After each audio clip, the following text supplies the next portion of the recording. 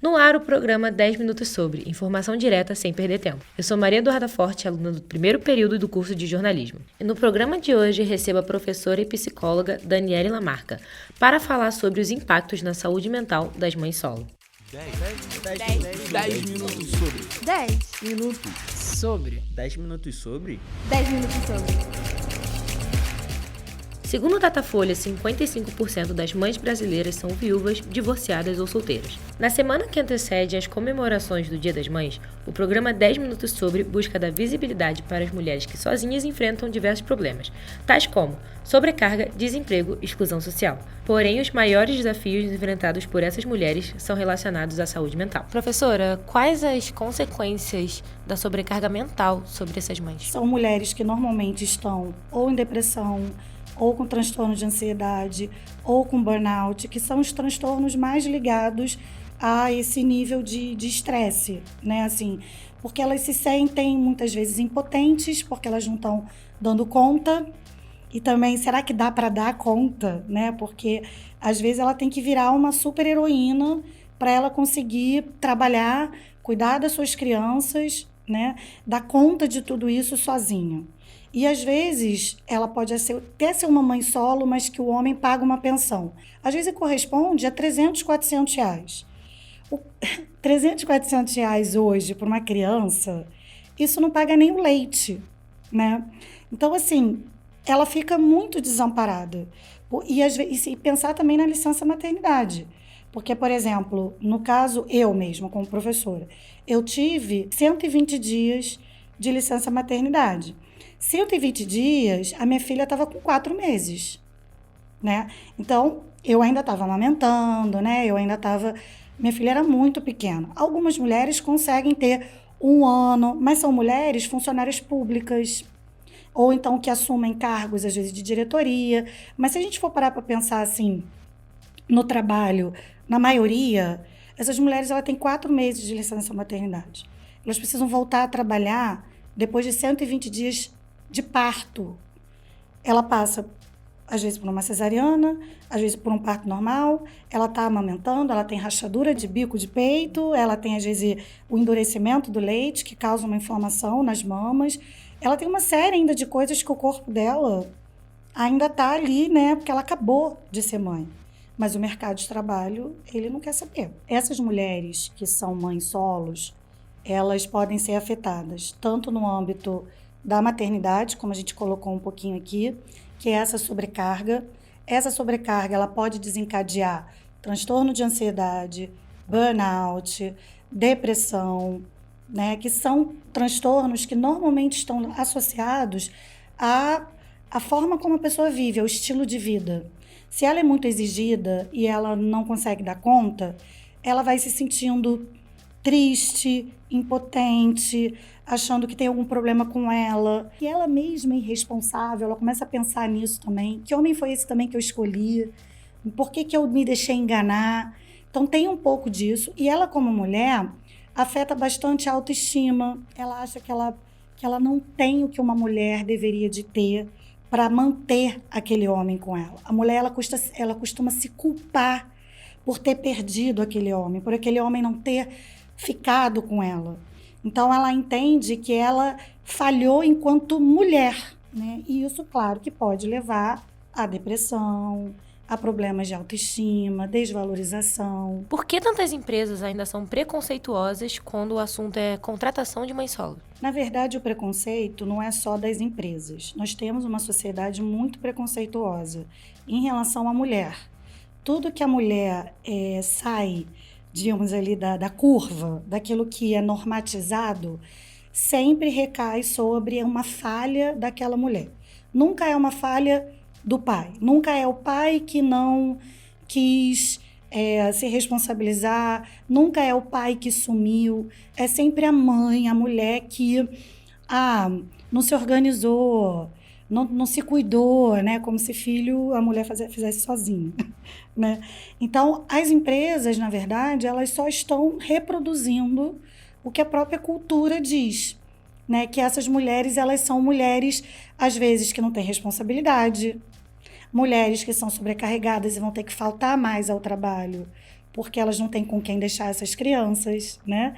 Então, a empresa ela só reproduz o que culturalmente já é visto, né, pela própria sociedade, com esse olhar de preconceito. Será que se o mercado ele fosse a maioria mulheres, ao invés dos homens, né? Será que essas empresas não pensariam em colocar uma creche? Ou se os homens parissem e não as mulheres, será que as empresas não iam se preocupar muito mais onde colocar essas crianças? Porque o homem, ele é sempre... A gente tem uma cultura patriarcal, né? Então, o homem, ele sempre é visto como o mais importante, né? É aquele que precisa de todos os recursos, né? As mulheres ainda ganham menores salários, né? Isso é uma verdade das empresas. Então, eu sempre costumo perguntar, será que se fossem os homens que parissem, será que amamentassem, será que as empresas não teriam mais cuidado em acolher essas crianças? E aí, essa inserção no mercado de trabalho não seria tão problemática. É a empresa olhar para essa mulher que é mãe solo, que não tem, às vezes, com quem deixar, que não tem, né, tem dificuldade, às vezes, até de... Porque as creches públicas, nem todas são integrais.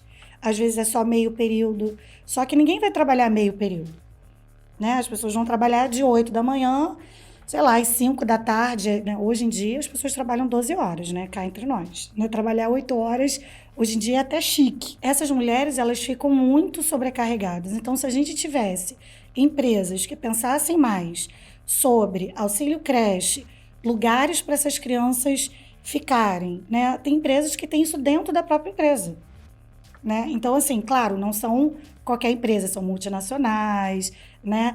Então, assim, se a gente pensasse, né, se houvesse uma cultura organizacional pensando no bem-estar dessa mulher, nós teríamos esses aparatos e que, com certeza, iria melhorar aí o estresse para essas mulheres, né? Para a gente não chegar nesse nível, às vezes, de saúde mental muito ruim dessas mulheres, né? E qual seria a importância de uma rede de apoio e como ela é eficiente para essas mulheres? Então, a rede de apoio, ela é importante para todas as mães, mas com certeza as mães solo, por serem sozinhas, precisam ainda mais dessa rede de apoio. Só que isso também fica mais problemático para elas. Por quê? Porque normalmente a rede de apoio são as sogras, são as vós, né? São às vezes os tios. Então, quando essa mulher ela é uma mãe solo, às vezes não tem contato com esse pai.